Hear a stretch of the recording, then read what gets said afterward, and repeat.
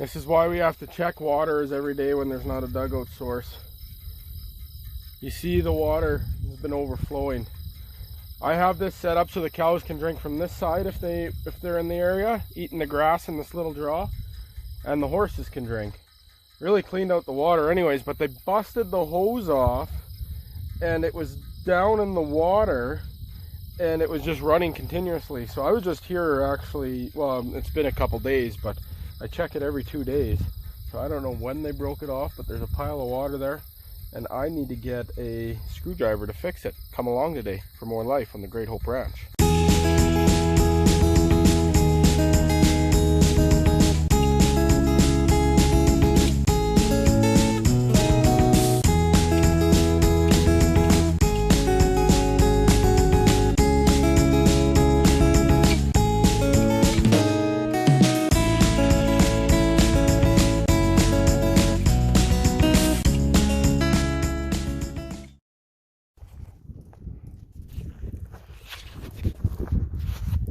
Just ran out of fuel with the water truck, but I carry this little gas can to fill the water pump back at the farm, and I only got a few hundred yards to go. You can see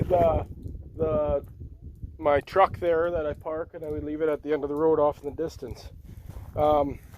Just texting with Corey. Corey just messaged me when I ran out of fuel here right now, and pretty amazing what God is doing, and it's just exactly what we've been talking about again. And I'm sure you guys are tired of listening to a guy share his heart, but it's really what the Holy Spirit has put on my heart. It's not me. Trust me, it's not me. It's what lives in me. So there's a cool thing happening in Medicine Hat. There's going to be a gathering on the 26th of September. Down at the Kincooley Park, the band shelter, at 1 p.m. it's going to start. So this is open for everybody. So come on out. Doesn't matter. It's Citywide Men's Movement is putting it on, but it's not a men's gathering. It's open to everybody. So come on out. There's some testimonies that are going to be shared. Just wanted to clarify something. I'm just heading up to finish working on that. I picked up all the parts this morning for our Range Riders horse trailer, and I wanted to clarify that the gathering on the 26th actually starts at noon, not at 1 p.m. So it's Kincooley Band Shelter. They just sent out, everything's proofed. They just sent out the graphic for that, so I'll try to attach it to the video here so you got all that information. So come on out. It's open for everybody, for families, men, women. Come on out and hear some testimonies, and hopefully in our hurting world we can be encouraged. Come on out to that. And bring your lawn chair, because it's out in the park, or a blanket to sit on.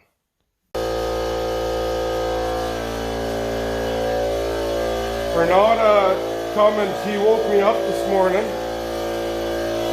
or Michaela actually did, and said, Mom's tire's flat. It's Monday morning, and Renata's going to school.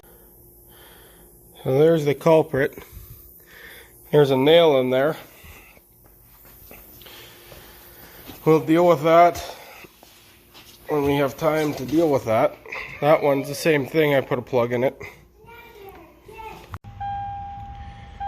This is kind of for everybody in Germany who is interested. I just got to Renata's school. I put her tire on, but this is her school already. This is where she works. This is her parking stall. She's got power for the cold winters to plug the vehicle in. And this rim, that's a brand new rim right there. It's last year after hunting season, we had hunters coming through the road and that was all muddy. And they actually made the ruts so bad that it was like rocks, and she hit one and bent the rim and cracked the rim. So I'm gonna go, she's got the truck parked up further. I'm gonna go get the keys for that and move on with my day now. But these tapered wheel bearings, I'll show you guys maybe how to set them up. I'm sure lots of you guys have already done it, but if you haven't, It's kind of a tool that I'm sure if you're got wheels on something that you'll use in your life. I'm gonna tighten that wheel up.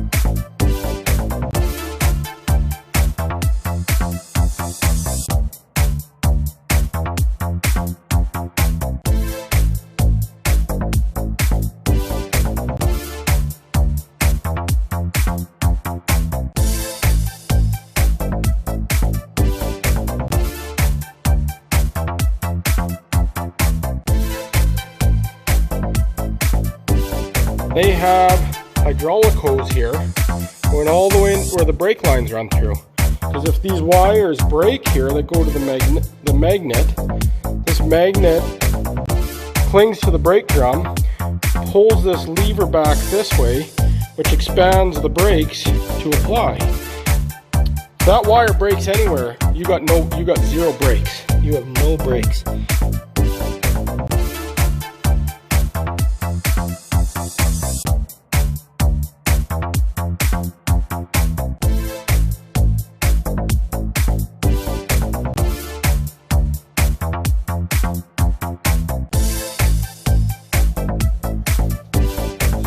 How we repack wheel bearings on a trailer. Now what you is we're just installing it put together, take it apart. It's just going to be the reverse procedure. We've already got it all apart. You can see that we got some grooves in this drum, but we've made the decision they still measure and spec to keep these. The back ones we're actually putting new brake linings on, new drums. First thing that you're going to want to do before cleaning everything up is taking out the old wheel seal. So you're going to need some sort of a hook like this. In some cases, you can get a punch and maybe even put a socket on the end or whatever and knock the bearing from the back. In other cases, what I've been taught, this is a trick that my dad taught me, before you pull it off, you can take the outer bearing off, thread the nut back on, and just slide it off and use it to remove the seal. If you don't have that tool, those are ways that you can do it, but since we have the tool, this is how we're going to do it. So we go around like this, tool's out, or the seal is out, okay? We pull this bearing out, now it's time to clean everything up. Everything is cleaned up here now. Get the bearings cleaned, all the old grease out, any dirt that might be in there. We still got to clean this off, but we also, oh, that's the back one. We got to put new brakes on this one. We still got to clean this off here, make sure we do it right. Just so you know, you should have all the tools that you need if you got a basic tool set. We have a few extra tools here. I showed you that hook to pull the seal out. Here's another one that we use for packing wheel bearings. I actually have a real quick one to do if I'm doing tons of wheel bearings, but since I just have a few wheel bearings to do, I'm using this one. But the way that you can pack it, you don't need one of these tools. You can put take a gob of grease and put it in the palm of your hand. You take the bearing and you squish it in like this and keep wrapping it around until you got grease coming out of here. Once you got it coming out, you want to roll the grease around and your bearing's packed with grease. This is a lot cleaner. My hands won't get dirty. I'll be able to handle the camera.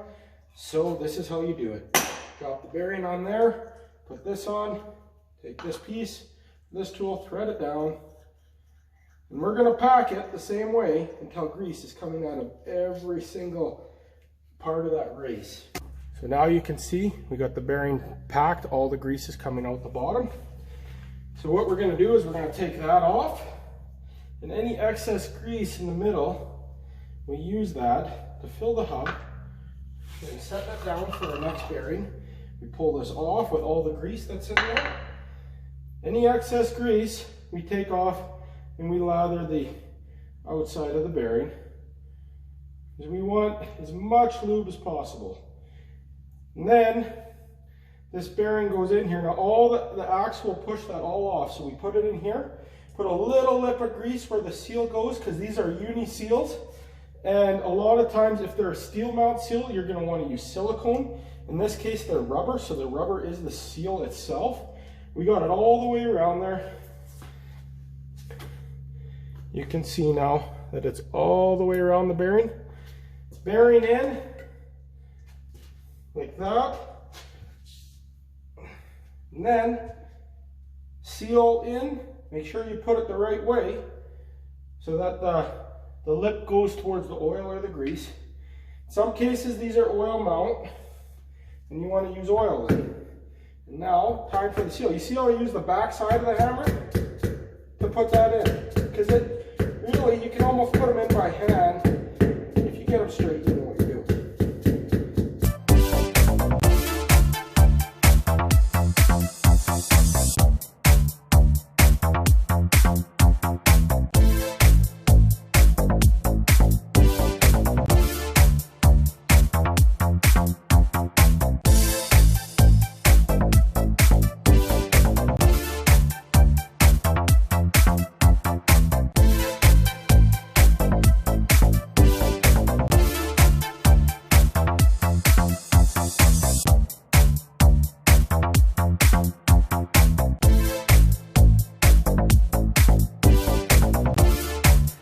This is the most important part to pay attention to out of anything.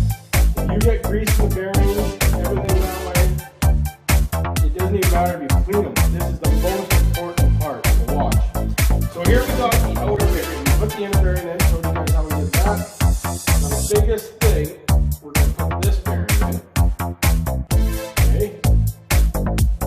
So pay attention. We got this bearing.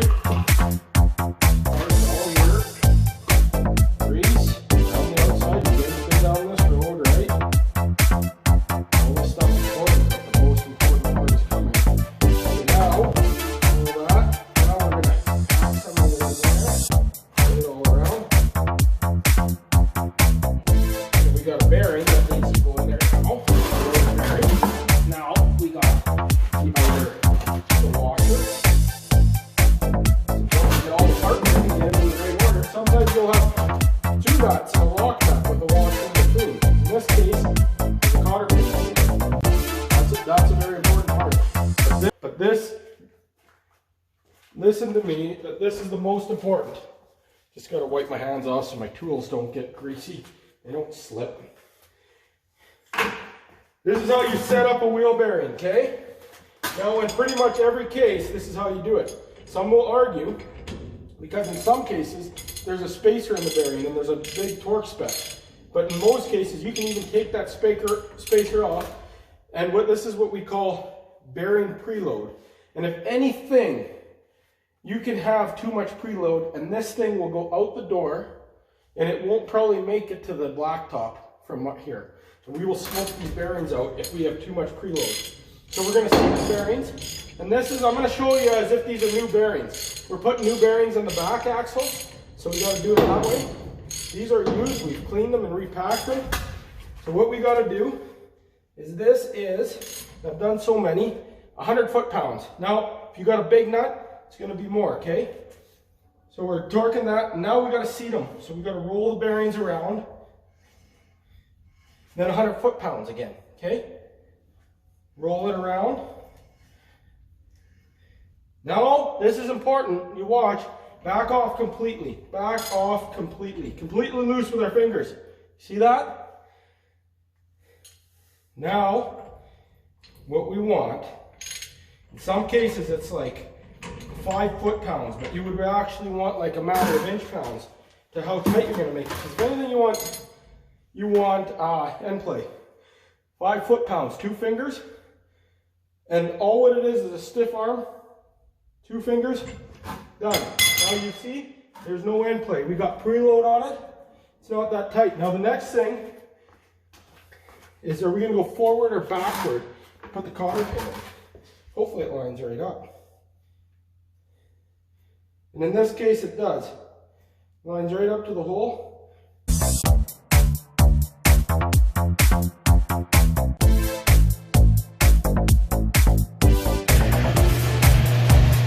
Well guys, my phone is pretty near dead.